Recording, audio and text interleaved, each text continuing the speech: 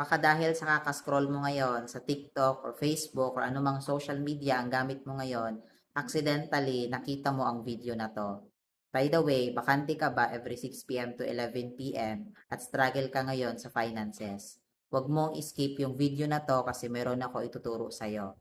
My name is Josh pala. 20 years old ngayon, nag-start sa isang online platform at the age of 17 years old.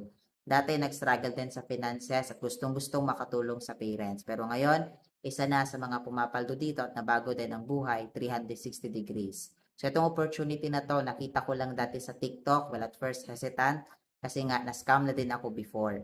At alam ko na marami ding scam dito sa online. Pero sinubukan ko, dahil wala naman talagang mawawala sa akin. In the first place, wala naman din talaga ako. So kung ikaw din ngayon, naghahanap ka ng opportunity na pwede mong gawin nang nasa bahay ka lang, pwede mong gawin kahit wala ka experience, at pwede mong gawin kahit na baguhan ka or first timer ka, ito yung mare-recommend ko sa'yo. Comment mo lang sa comment section ng location mo or kung ano yung pinakakaabalahan mo ngayon para maturuan kita.